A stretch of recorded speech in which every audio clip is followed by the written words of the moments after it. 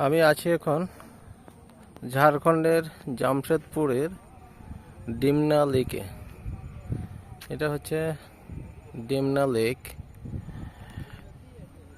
আমাদের এখানে যেমন আছে ডম্বুর লেক, সেম টাইপের এখানে একটা